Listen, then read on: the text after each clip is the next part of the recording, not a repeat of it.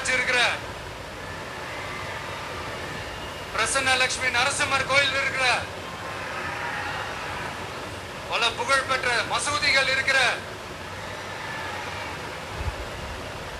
இந்த பெரம்பூர் தொகுதியில நம்ம பிரச்சாரத்தை ஸ்டார்ட் பண்றோம்.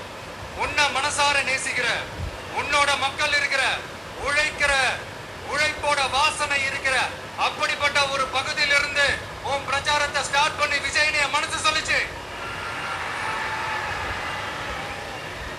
அதனாலதான் நான் இங்க இருந்து ஸ்டார்ட் பண்றேன். என் நெஞ்சில் குடியிருக்கும் பெரம்பூர் தொகுதி மக்களே,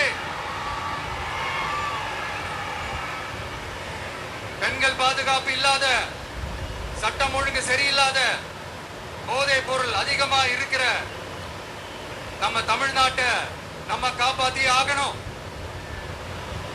தமிழ்நாட்டை இப்படி ஒரு நிலைமைக்கு கொண்டு வந்தது யாருன்னு நான் சொல்லிதான் உங்களுக்கு தெரியணும்னு அவசியம் இல்ல. தீய சக்தி திமுக தான் காரணம். இப்படி ஒண்ணுத்துக்குமே உதவாத இப்படி ஒரு ஆட்சியை நடத்திட்டு விரைவில் விடை பெற போகும் ஸ்டாலின் சார் தான் காரணம்.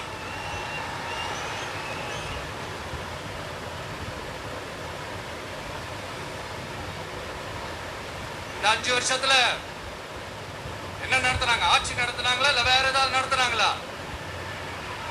ஒரு சோறு தண்ணி கூட இல்லாம இருந்துடலாம் போல, ஒரு அடிப்படை வசதிகள் கூட இல்லாம எப்படி இருக்கிறது? நம்ம பொம்பளை பிள்ளைங்களா ராத்திரில டாய்லெட் கூட போக முடியல. போயிட்டு வர கேப்ல என்ன நடந்துருமோ என்ன ஆயிடுமோ பதட்டத்தோட இருக்க வேண்டியதா இருக்கு. ஒரு பாட்டி வயசுல இருக்கிறவங்களுக்கு கூட பாதுகாப்பு இல்ல.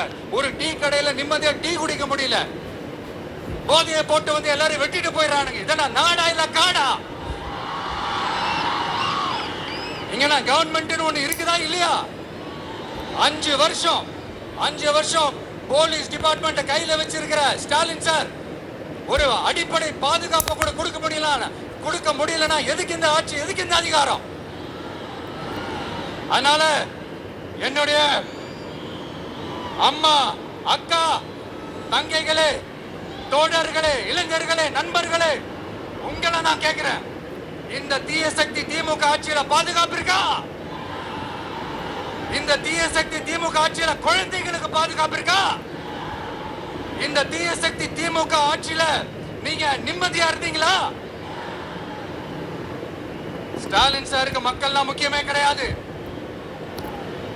மக்களுக்கான அடிப்படை வசதிகள், பாதுகாப்பு, இதெல்லாம் எதை பத்தி முக்கியமே கிடையாது. அவருக்கும் இந்த திமுக அரசுக்கும் இந்த 5 வருஷத்துல என்ன முக்கியம் தெரியுமா? குடும்பத்தோடு சேர்ந்து கொள்ளையடிச்சா தான் முக்கியம்.